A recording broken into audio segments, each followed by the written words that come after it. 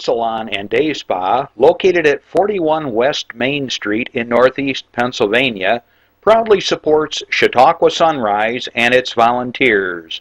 More information at bellasalonanddayspa.net.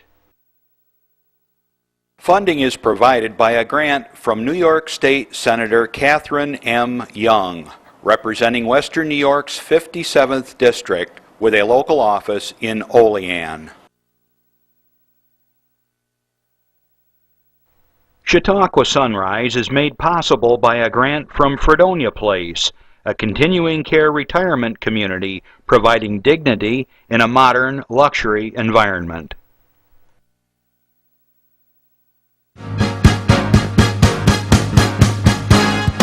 From the Access Channel 5 studios in Mayville, it's Chautauqua Sunrise.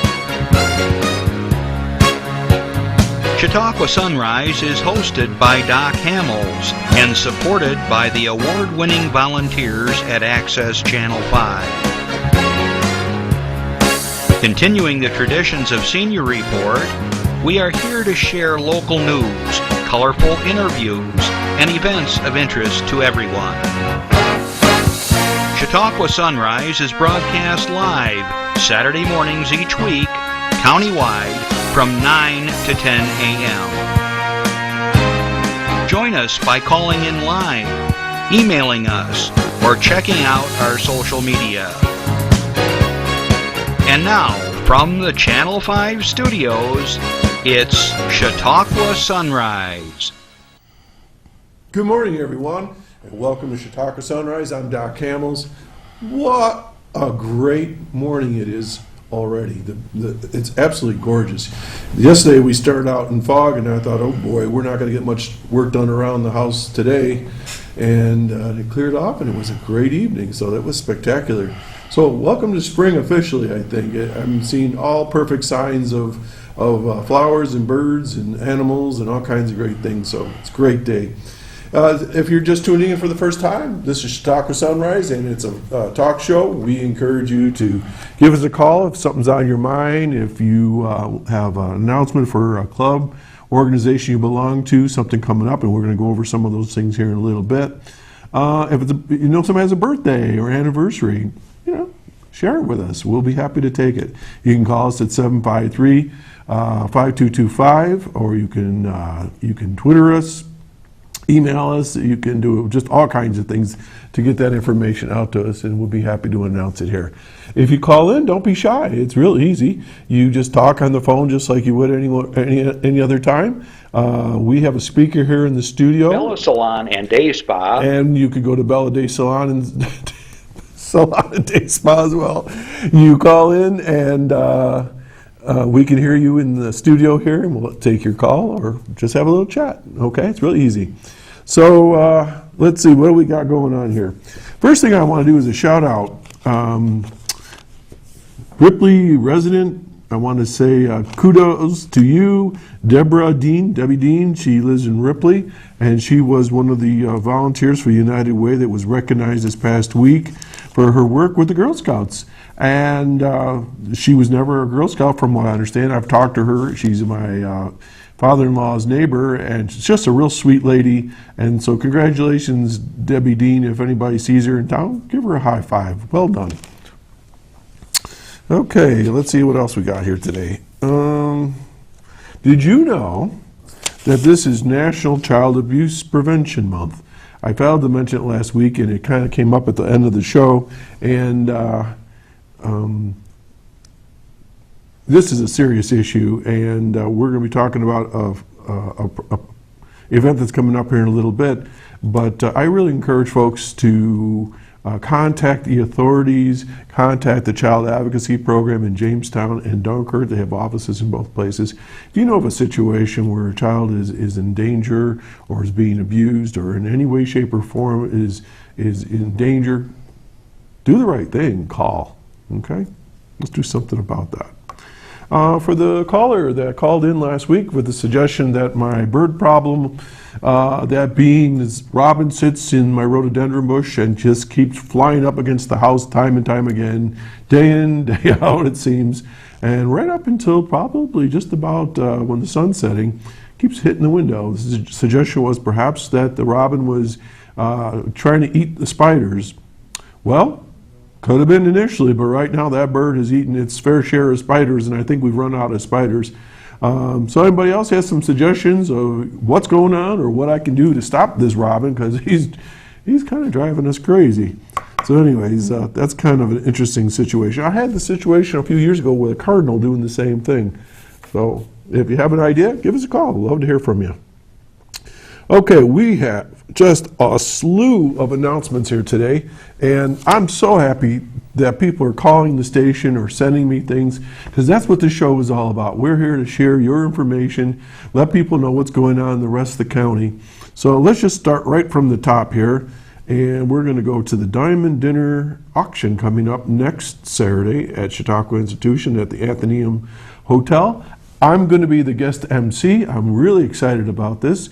And this goes right into the whole matter I just spoke of it being National Child Abuse Prevention Month. The Child Advocacy Program works in service of children and families throughout the area. Janet McDermott was on here a while back, and the statistics were simply staggering. So if you're so inclined, you want to help with a great fundraiser and take a chance on some gifts that are being offered for auction, join us next Saturday, and there's the information for you, okay? And if you do show up, come on up and say hi, and we'd love to talk with you. All right. Auctions are getting very popular these days, and we have yet another auction coming up, and that's my own Westfield Mayville Rotary Club auction coming up on May 16th. I know it's a little bit of ways, but if we remind you now that you put it on your calendar, it's another great fundraiser to help support the community, and all the proceeds go back into the community through scholarships and helping kids go to camp and helping the food pantry and on and on and on, Child Safety Education Village and so forth. It's $10. You get a chicken barbecue dinner and a chance to win $500. That's just for the $10. Then you have an opportunity to bid on all kinds of great prizes, and there's a silent auction and a live auction. And Dave Brown, our very good friend, will be the live auctioneer. And as far as I know, I'll be emceeing that as well. So it's a great time. Mark your calendars. Okay, my friends over in Infinity, they've got a great thing coming up, and we'll show you that here. And this is their Spring Showcase 2015, and it's going to be at the new Infinity. I think it's at the new Infinity Showcase over there on 2nd Street, and I can tell you it's a great opportunity to see young folks playing music and dancing and doing all kinds of great things. And check it out, and we're going to be announcing that for the next few weeks. Okay, the next one is sort of a new thing. This is associated with my Rotary Club again, but this is no auction. You don't have to bid anything up. What they want this time is your old paper. Now, my mom was quite the pack rat when it came to legal papers and financial papers and, you know, things that you don't know what to do with, but you keep because you think someday the Internal Revenue Service is going to want to know about that $5 donation that you made 7 years ago.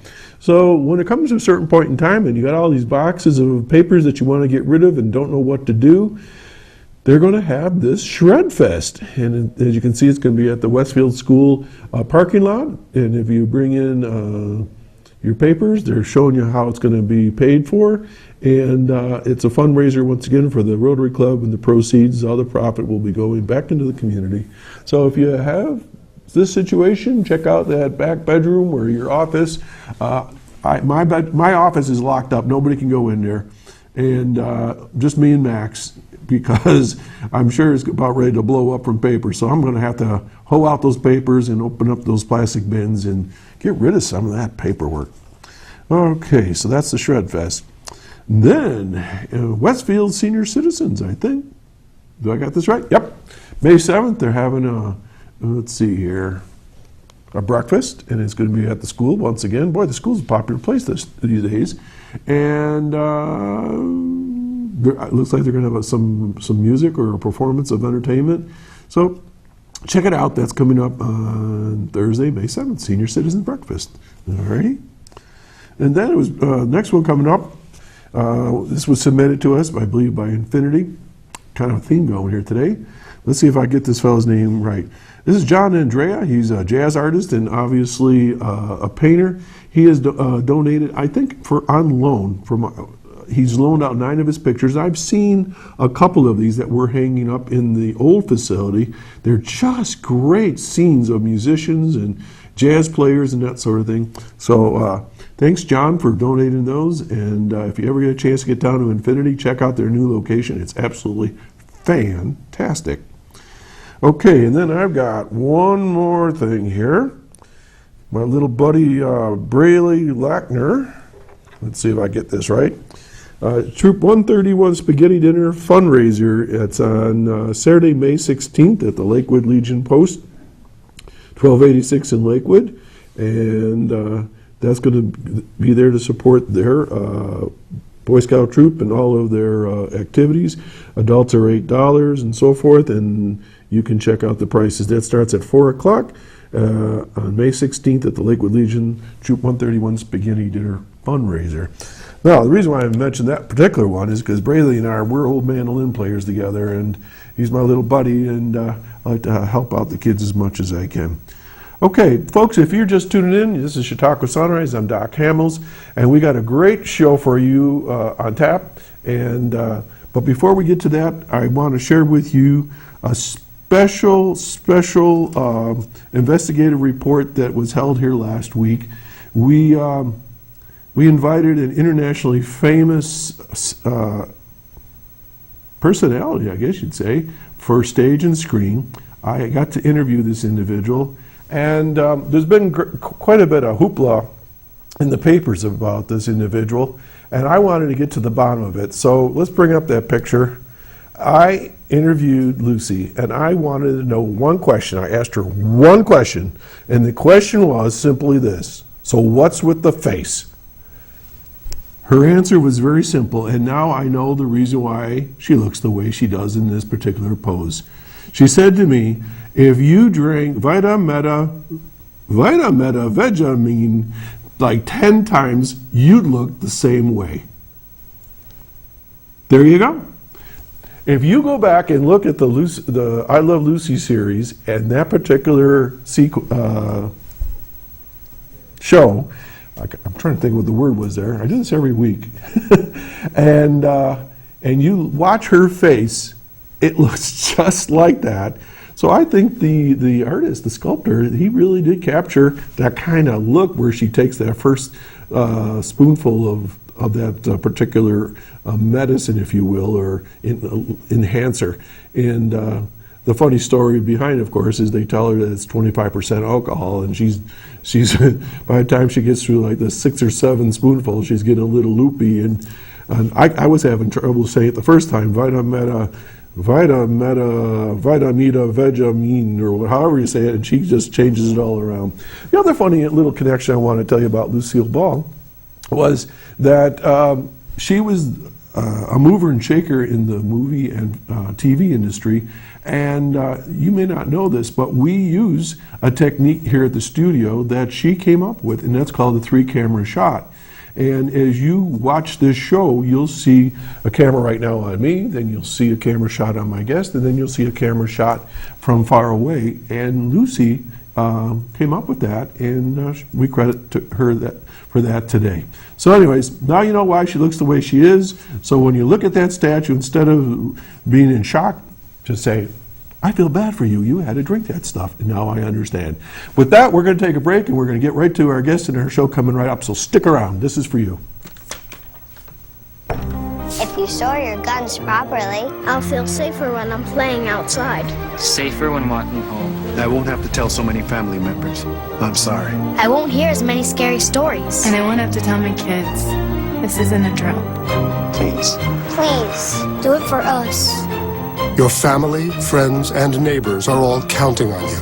Never let your gun get into the wrong hands. Remember, always, lock it up. Visit ncpc.org. Okay, we're back. We were just discussing Lucy having a mural over in Jamestown holding that bottle. So it's a famous bottle, and, take it easy on the sculptor. I think he was just trying to capture her with his really Look. Okay. Well, back in July of 2014, I had Adrienne Ploss on as my guest. She was the third guest on Chautauqua Sunrise, and she's back today. So welcome back. Well, good morning, Doc. It seems like it's been a long time, but here we are again. I know. We're coming into May already. And since that show, you had me fired up about organic gardening and all that. So I am now a proud subscriber of organic gardening, and I brought my magazine today. And maybe I'll pull some information out of there, who knows. But you're going to talk about waking up your garden today. Yeah, instead of putting it to bed, which I think we may have mentioned a little bit last summer even. Right. We're in the springtime, though I wonder if we are spring here with the background we have. Well, in Mayville, we're in Mayville right now, and these are probably... So we need to remember that. We've got to remember that. They still have snow up here. But, all right. The crew and I, we're going to be looking at pictures, so we're going to brighten things up here, and we didn't have our spring shots yet, so hopefully soon we'll Maybe have today some, we'll give you some inspiration. Today we'll be inspired. So tell us about what you're thinking about. What do we got to know about waking up our garden? We're going to spend some time today talking about waking up the garden, and that could involve things such as weeding, planting, mulching, cutting back leaves of perennials. And the guidelines I'm going to give you today are going to focus on the general landscape as well as the vegetable garden. I would probably spend more time talking about plant and the landscape than the vegetable garden. Okay. So one of the things that when you're walking out into the garden, whether it's the vegetable garden or the perennial garden, is there might be some debris there.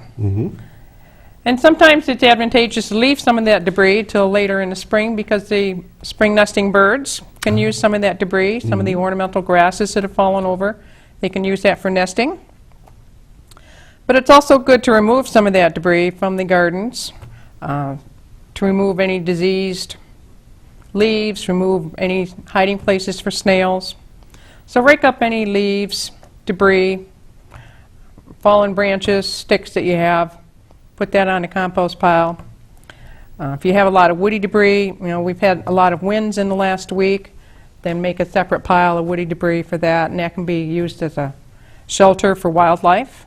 So what you're saying, don't burn it, you reuse it. Well, a lot of municipalities now have local burning ordinances. I think the whole state is under fire. Yeah, the whole state is under that. But what you're saying is that rather than just destroy this debris, you reuse it, let nature... Yeah, you can reuse it. You can have a separate pile of woody debris for wildlife and provide shelter for them. Try to not put your woody debris in with the compost pile because it's going to take a long time for that to decompose. Or if you have a shredder chipper, you can grind that up and put it back onto the perennial garden, or not so much the vegetable garden, but either the shrub border or the perennial garden, and use it as mulch. Just to talk about leaves just for a second, I know a lot of people rake their leaves off their lawns and other people don't. Is there any advantage one way or the other?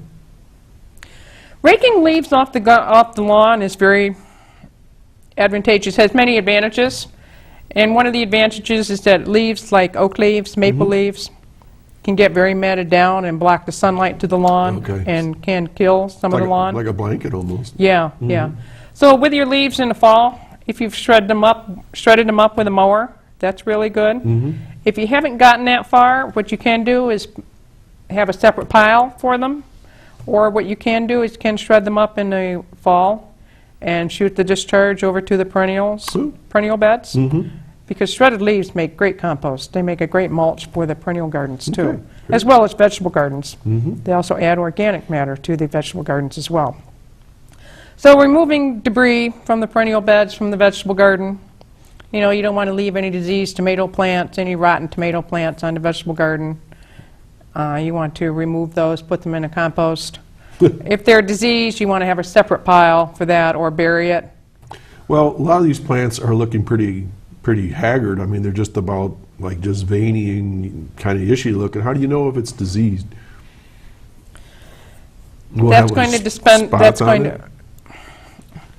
Certain diseases have certain things to look for. Especially this time of year, it might be hard to diagnose. If it's a tomato plant, I would think that there's not going to be much left of your tomato plant right now. So just get that stuff out. Just get everything. Yeah. Okay. Yeah. If you didn't get to that last fall for whatever reason. There are some perennials like hellebores and Virginia that tend to be evergreen. And what they will do is that they will send up new leaves first thing in the spring. And some of those old leaves may have may have turned brown and have winter killed, so cut those off, and you'll be able to see the new leaves right now. Those flowers they're perennials, they tend to flower first, and then their new leaves come along. They're hellebores, I've seen them up. We have some, they're about 3 feet, So 3 inches tall now. I don't think these are the same as you're saying, but like I'm thinking of peonies. They are flowers and they have the old stalks and woody stuff. So remove all that and let the new shoots come up. Yes, Okay. yes. But we tend to forget when you have evergreen perennials such as hellebores, also known as Lenten rose, or there's another name, Christmas rose, is to cut off those faded leaves so they don't get in the way of the new leaves. If you provided any winter protection to any shrubs, or perhaps some sort of a barrier fence to some shrubs to keep out the deer or to keep out the rabbits, whether it's a hardware cloth collar around a fruit tree, you may want to leave that up. And if you have some screening around some of the fruit trees to keep out the deer, you may want to leave that up. But if you have some evergreens, you are trying to protect some of the evergreens from the deer, generally now is a pretty safe time to remove that if the feeding pressure isn't too high from the deer. In other words, if there's another food, some other sources of food for the deer, rather than dining on your shrubs, they'll be feeding on some of the grasses and some of the new growth of some of the woody plants. Is there a rule of thumb when to get rid of the screening around some of these plants, or you just leave those? No, I think that a lot of that's going to be determined by when spring arrives. Okay. So I don't think, in some instances, I think perhaps about 3 or 4 years ago, we had a really warm March. It was 70 and 80 degrees in March. I remember. St. Patrick's Day was real warm. Yeah, yeah, I remember that very well. It was 80 degrees a couple of days. We were out pruning raspberries. So now we have people watching from all over the county, and I got to tell you, living along the lakeshore right now is different than being Lake right here. Erie. Right, and being up here on the escarpment. So for the folks down along the lake, they're a little bit ahead of the folks up here, Yes. I would think. So they're probably almost 2 weeks ahead, anywhere from 10 days to 2 weeks ahead of those of us who are more in the southern part of the county. So perhaps what we're talking about today really has to be a common sense kind of thing. If the snow's all gone along the lake and things are really moving along, you could do some of these things a little bit sooner. What about winter damage? Let's kind of wrap winter up here in all this. Yeah, I'm seeing a lot of winter damage now on rhododendrons, and a lot of evergreens, and a lot of Christmas holly, a lot of blue holly. We don't see so much Christmas holly. We see more blue holly around here rather than the American holly. And how you can tell that, a lot of the leaves have turned brown. The flower buds, with rhododendrons, they have a flower bud that might be an inch. Right. They're right on the end. That's where this robin sits every day in the rhododendron. The flower buds, if you can just squeeze them, I don't know, if they're not plump, Okay, I know what you mean. if they just immediately deflate, then they got winter killed. Ooh, I'm The gonna go cold check winter that out. temperatures killed them. If they're brown, That's a and if definite. and there's nothing inside, then they're dead. So what should you do with that? You can prune that off down to the next set of branches. Okay. And what else can you do? We just never know what winter's going to bring us, how cold the temperatures are going to get. So you may want to consider planning for next winter. And if that plant got a lot of winter kill, the rhododendron did, a lot of brown leaves, you may want to consider wrapping that in burlap next year. Yeah, make a note of that. Yeah. Yeah. Okay. So removing any board shelters, burlap, chicken wire from shrubs. Now's a great time for pruning. We're actually getting out of the ideal pruning time because a lot of things like the buds on lilacs, perhaps up where you're at, the lilacs might already be starting to leaf out. Mine are getting swollen for sure. Yeah, yeah, same with ours. They're swelling. They're swelling. They're swelling. See, it's not easy to talk at 9 o'clock in the morning. I keep telling people that. I usually don't have a problem with that. So as far as pruning goes, and I know we talked about this on our last time together, is there a rule of thumb? I mean, some people have told me, the old farmers say about a third of the branch of an apple tree, or grapes, you take it back so far, and those kinds That's of pretty things. accurate, yeah. You don't want to remove any more than a third of the growth. For example, if you have a rhododendron that's 12 feet tall, it's in front of a window. Chop. Well, you don't want to cut it right off at the ground level, but you No, can, no, I will. you can safely remove a third of that, Okay, a couple feet off. which, yeah, 4 feet. Wow, that'd Yeah, be quite a haircut. 8 feet, I, down to 8 feet. I was telling folks a couple weeks ago that all the snow finally left, and we had, like everybody else, just mounds and mounds of snow. And the deer had been out chewing on my apple trees and that. Well, the last couple days I was out pruning, I didn't have much pruning to do. No, probably they the did a deer did it for great you. job. Normally, the water sprouts are about like this high, and they had taken it down to about 30%. So I just went around, trimmed a little bit off, and then they couldn't get to the middle, but that's what I did. But I know they've done a lot of damage to other farmers. Yeah, and we have some apple trees, some young ones, they're probably about 7 or 8 years old. Mm-hmm. And I've seen how deep the snow was. They've gotten some of the taller branches. Some of the apple trees are probably 8 feet tall. Mm-hmm. With some of the lower branches, you didn't think they would be able to access because of that snow being so deep. They got some of those just taller branches. like a ladder right up to it. Yeah. The rabbits too. Was there much damage from rabbits this year? I haven't seen as much rabbit damage, and I also have a landscape business, and just going around checking on these sites, the job sites, I haven't seen as much rabbit damage this year. Because in the past, usually they're hitting like on the stems and the stalks. And you can generally tell how deep the snow is by where the rabbit damage is. I have not seen as much vole damage either, where you see open tunnels underneath the snow when the snow melts. And the voles will chew at the base of trees and gnaw on trees, especially fruit trees, and gnaw on the roots, and they can girdle the tree and potentially kill it. The girdling is when it removes the bark, like all the way Yeah, you're around? basically severing the roots from the top part of the roots and the water tubes from between the roots.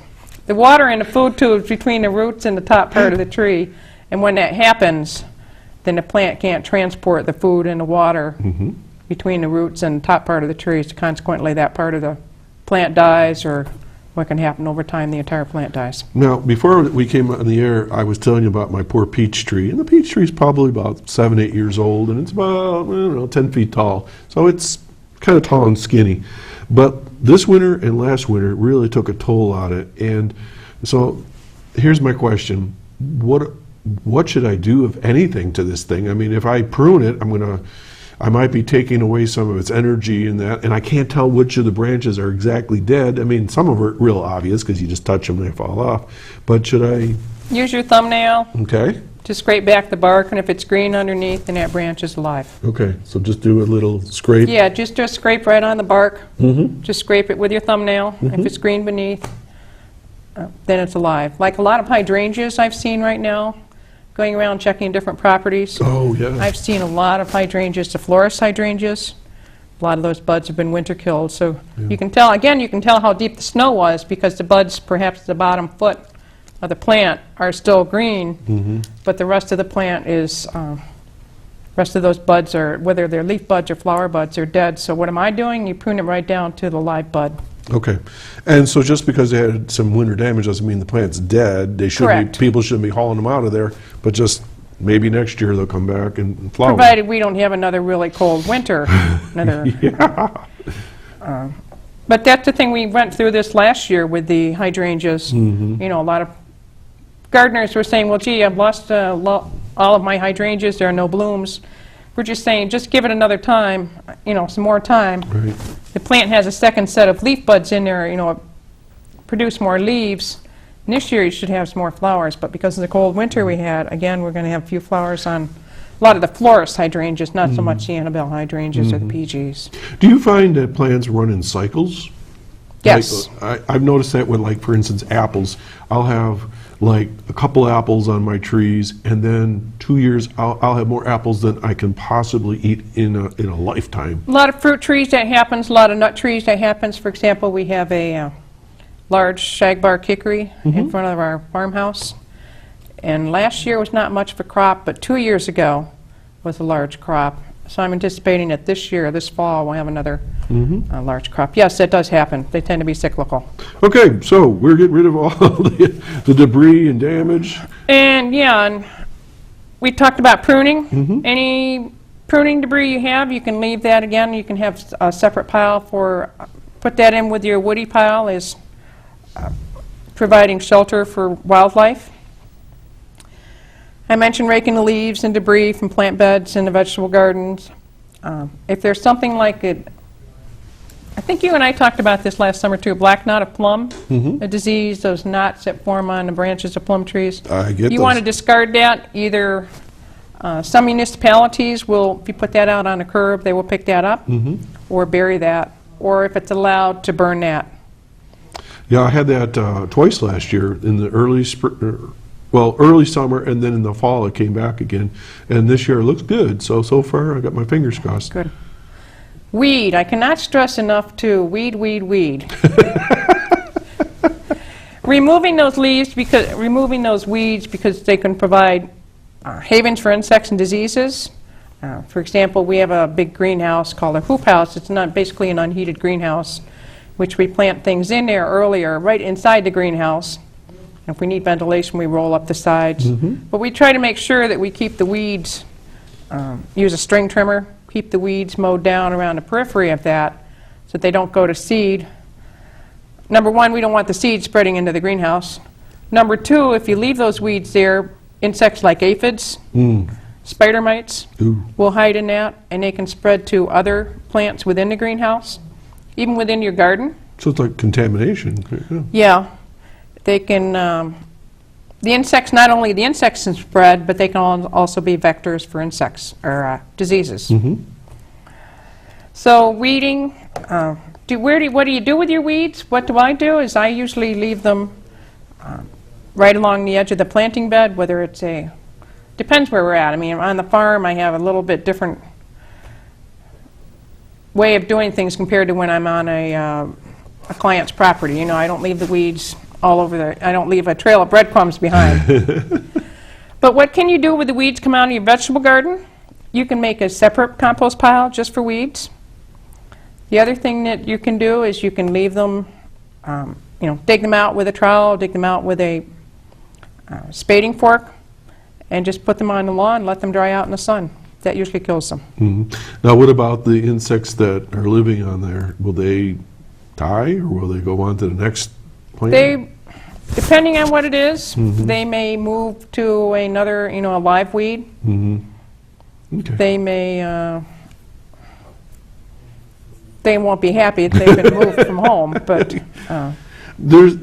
You made me think about something, and I know that this is part of organic gardening, is partnering flowers in your garden with vegetables, like diversity, marigolds. yeah. So can you, I don't want to jump ahead, but could you touch on that? Because I'm real interested in that. The more diversity you have in your, especially your vegetable garden, whether it's vegetable garden, perennial garden, tree, shrub border, the fewer insects and diseases that may attack the vegetable garden.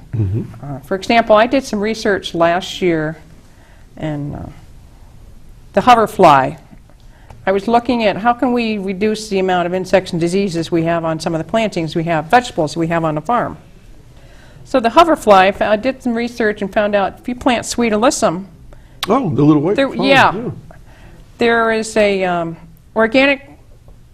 certified organic lettuce growers in California. They do this on a commercial basis.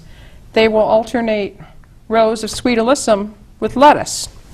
And why that is because the hoverfly likes to feed on sweet alyssum, and hoverfly is a predator for some insects that will feed on lettuce. Oh, So you're interplanting what's also known as companion planting. So you're integrating flowers with vegetables. Marigolds also work well. Nasturtiums, if you like edible flowers. I mean, there's so many different ways you can integrate all of this.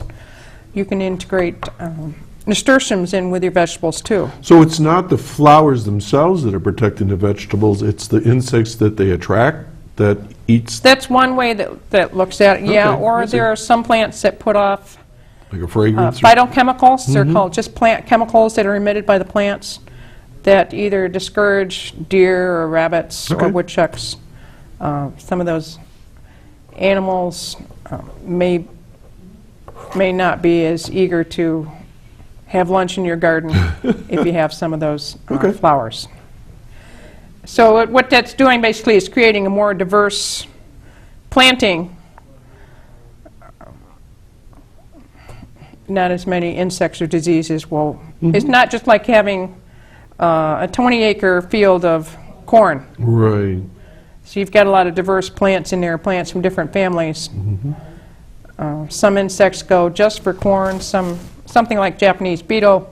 Oh, The Japanese beetles are attracted to almost anything and everything, plant-wise. they're crazy. I don't even know how to dispose of them sometimes. I try to put them in water, they swim on their backs and laugh at me. I knock them Get some over. soapy water. You can collect them, go around and hand collect them. If Okay. you have a little bucket of some soapy water, put them in that soapy water, They'll and it take care of usually it? takes Okay. care of them. That's one way to help control them.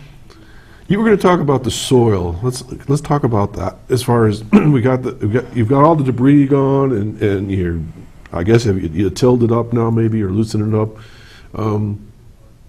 Yeah, there are a couple different approaches. If you have a vegetable garden, you may have some cover crops in that. Okay. What do I mean by cover crops? Something like oats, or something like tillage radish, or something like, if you have a large field, alfalfa or clover that you may have planted early last fall. What the advantage of that is that the soil doesn't erode. It provides a green cover on the soil. You get less soil erosion over the winter from the winter rains. You're saving what soil you have. What you can do, depending on the type of cover crop you have, you can turn it under. Some of that also, like oats. We planted a lot of oats on our planting beds last fall. That gets winter killed, and then what you can do is you can just leave that. That serves as a temporary mulch in the spring. You can just make your rows in that, whether it's with a little tiller or with a hoe, and plant your seed right among the oats. Now, where we live, there's a lot of clay. So the mulch would help break that clay up, right? And make the Yeah, soil or cover easier? crop, yes. Okay. And the mulch I want to get to in a little bit because there are quite a few things I want to talk about with the Sure. mulch. But the cover crop, one of the other things you want to remember with vegetable gardens is you want to avoid disturbing that soil as much as possible. Why is that? Because the more you disturb that soil, the more you're ruining its structure. And its structure as far as what are the, how does it hold air, how does it hold soil, and its organic matter, you want to leave that in place. The more you turn that under too, at the same time you're bringing up weed seeds to the surface. And some of those weed seeds might be deep, and if they're deep they're not getting any light and they're not growing. And if they're also deep in the soil and they're covered, they may be dormant. So don't overtill. Right, I mean, don't- I see people out there and they make it almost to like sand. I mean, it's real fine. So kind of take it easy on that then. Take it easy on that. Yeah, we try to minimize on the farm, we try to minimize the amount of tilling Wow, I've never heard that before. that we do. It's either, yeah, it's happening worldwide now. It's called either reduced tillage or no tillage. It's not just the home gardener can do that, but farmers are trying to practice that for a number of the reasons that I Makes described. sense, yeah. Yeah. So you want to avoid disturbing your soil too much. I talked about the cover crops. You can rototill some of that under. Some of those cover crops can be a good green manure, like ryegrass. Green manure, basically, instead of adding a fertilizer, you're turning under that green matter, and it helps to feed the soil, helps to replenish the organic matter. And then you can plant in that. Some things when it comes to planting, keep in mind now is a really good time for planting radishes, the cold weather crops. Radishes, green, spinach, kale. Lettuce is still a little cool for some kinds of lettuce. Beet greens, arugula, things like that. Things that really like warm weather, tomatoes, peppers, eggplants, squash. You want to plant those after the danger of frost, which in this part of the county is Memorial Day weekend. I was going to say August. Depending on, yeah. Yeah. I think last year we did a lot of our planting about the second week of June. Sometimes holding off a couple weeks is very helpful because you're letting that soil warm up. And instead of the when the soil is warmer, then seeds are going to germinate more quickly, and those transplants are going to get established more. How far did readily. the frost go down this year? I mean, it had to be more than normal. I've heard in a lot of locations 4 feet. Really? Jamestown, city of Jamestown, there were a lot of frozen pipes. Wow. So they were telling a lot of customers, water customers, to keep the water trickling because the frost line had gotten 42 to 48 inches down into the And ground. usually we think we're safe at around 3 foot. 3 feet, yeah. Wow. But it got pretty deep this year. So another thing on soil, actually you want to do this in the fall if you can. Get your soil tested. And ideally get it tested in the fall or during the winter. That's because there's not as a demand. The soil test people are not as busy. And who are these people? There are labs throughout the country. There's a Dairy One lab at Cornell. There are some other private labs around. There's some lab testing facilities in Ohio. There's some in Pennsylvania.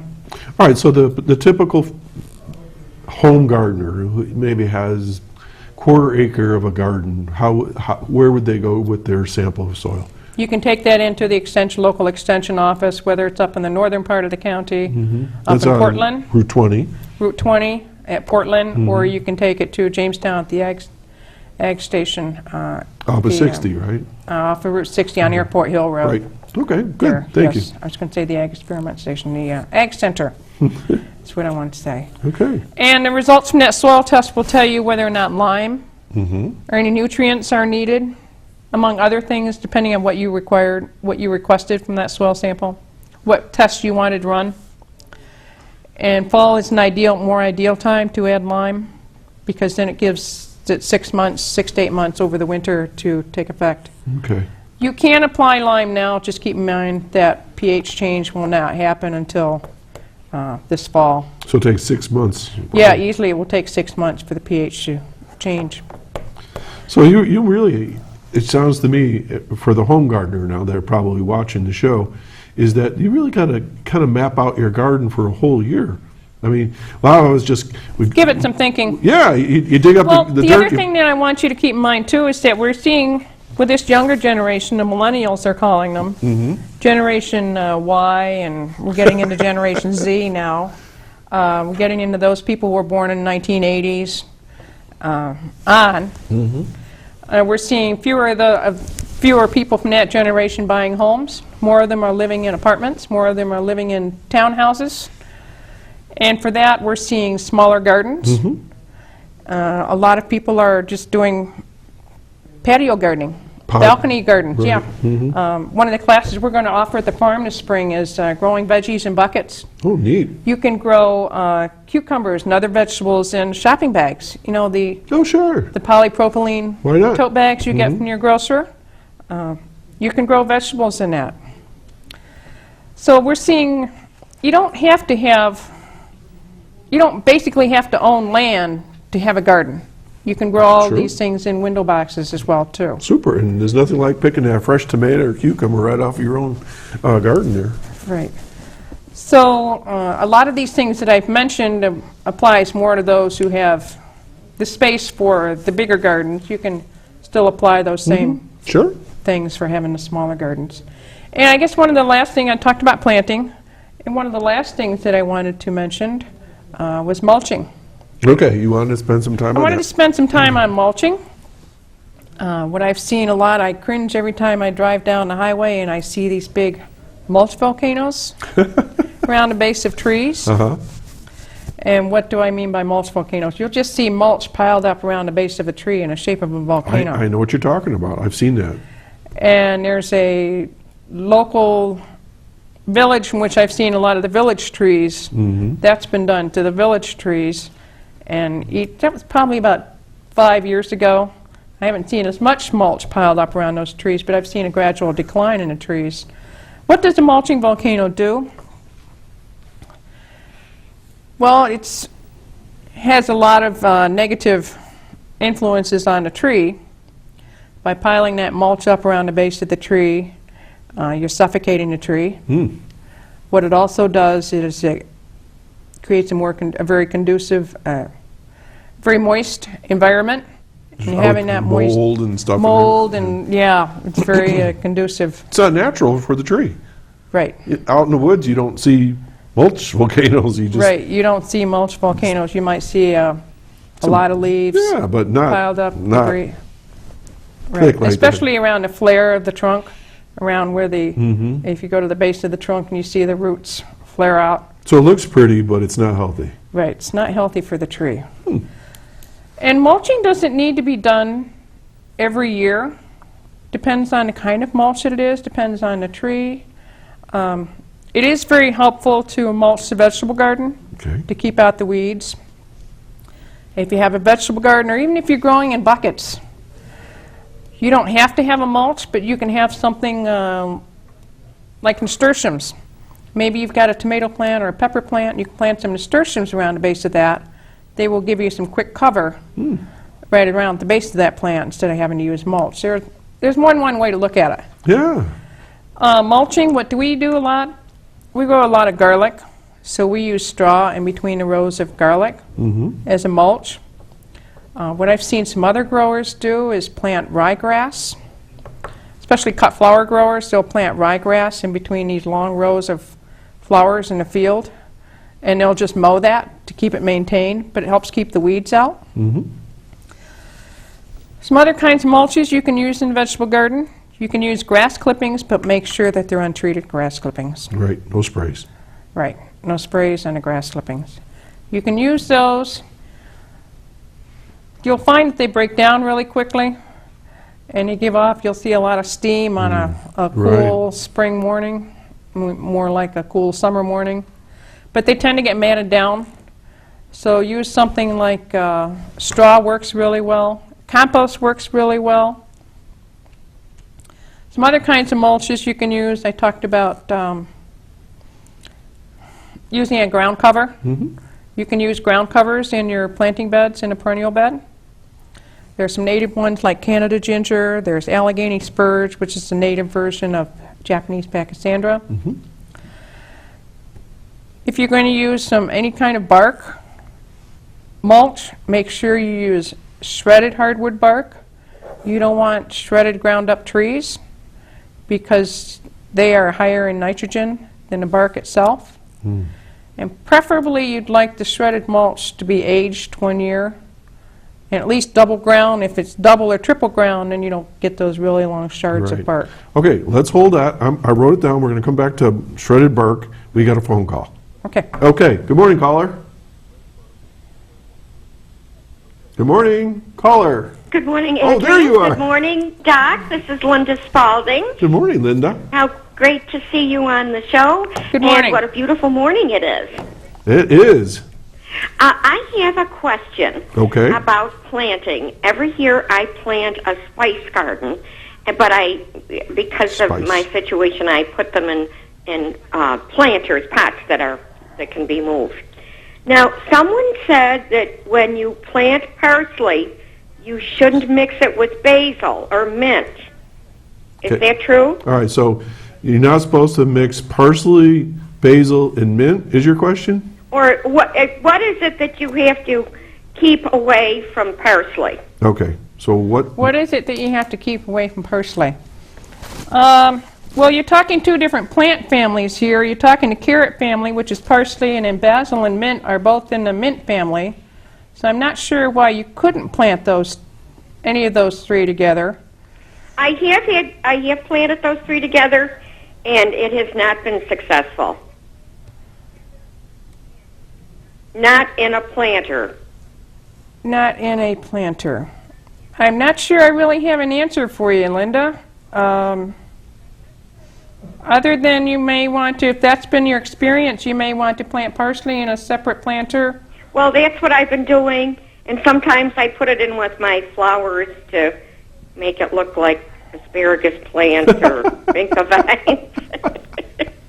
Okay, I just thought that was interesting. I didn't realize that basil was part of the mint family. Yeah, one of the characteristics of the mint family is that they have square stems. Oregano's in that same family, mint, lemon balm, basil. Look for the square stem. If you see the square stem, then that plant's most likely in the mint family. I see. And is it true that rodents don't like anything in the mint family. Is It's it a true deterrent. that, what? About rodents don't like mint. Like Yeah, that tends to be, it's a generality, yeah, that's kind of a general rule of thumb. Yeah, they're not as attracted to the mint family, neither are deer, because they're driven off by the scent, the aroma of the herbs. So you can kind of use it as a deterrent to keep them away. Yeah, I'm always encouraging people to plant herbs in the vegetable garden. If you're going to plant something like mint, you want to keep that in a separate container because it tends to get very invasive. Yes, yeah, it grows well. Yeah, same with lemon balm. Thank you very much for your advice. And also, I'd like to mention that there are services with the Chautauqua County Office for the Aging. Mm-hmm. And we have the Senior Employment Program, where there are training to work jobs with our office. We have some openings, not many right now, but we do have openings. People are getting jobs. We have our computer training in Dunkirk. We have English and Spanish at the Dunkirk Free Library, at the Brockton Library, at the Patterson-Westfield Library, and the Jamestown County Office for the Aging. And it's a great starter for people who just want to get a little bit of experience and learn how to manipulate a computer, and we then refer people on to more advanced training if and when they are interested. Okay, Linda, well, thanks as Thank always. you for your call. And I knew about square stems, but I didn't realize it was for the mint family. So I'm learning all kinds of great things here today. Yeah, I'm learning a lot this morning, too. Thank you. Okay, well, we'll talk to you again soon, okay? Thanks. you. Have a great week. Enjoy the beautiful day. Okay. Yeah, you too. We have a second caller. You ready? Go ahead. Okay, Yeah. good morning, caller. Good morning, caller. We still have the caller? Are you still there? We're still here. Okay, they'll get back to us then. He'll let me know. Okay, we were going to get back to shredded bark. I mean, I know that you can go out and you can buy bags of okay, we do have our caller back. Good morning, caller. Hello? Are you there? Oh, they're calling back. I can hear it ringing. So let's just hold 1 second. They're going to answer the phone. Must be they lost them online. Okay, we'll give them another couple seconds. Are we all set for the next caller? Okay, good morning, caller. Now I can hear you. There we go. Here we go. Okay, how are you? Oh, I'm fine. It's a wonderful day, and it's very nice to have Adrienne on the program. I'm glad she's here today. Us too? Thank you. My question for you is there any way that doesn't use harmful chemicals to get rid of ants in flower pots or planters or actually in the garden itself? So getting rid of ants in a flower pot? Yes, that or actually anthills in the garden and so forth. So what do we do? I tried planting some mint because I didn't think they liked that, but it didn't work. What kind of flower, what's the material made of these flower pots? Or are these flower pots made of? I've had several different kinds. Some of them are plastic, and then there's another one that's quite old, and it's almost like melamine. Do you have any ceramic pots? Are any of your flower pots ceramic? No. Okay. I was going to, one thing that you may want to consider, ants like to hide in places that have a lot of mulch. So if these pots are resting on mulch, you may want to consider moving those pots, either having a window box, or you may want to consider moving these pots to a surface such as concrete or a patio. That's one thing to consider. Another thing is to empty your pots at the end of the season. That way they won't hide in the pots. They won't overwinter in the pots. Another thing to do is to, after you've emptied your pots, is to clean them. Disinfect them. You can have 1 part bleach and 9 parts water. That can be a disinfecting solution. You can wash out your pots.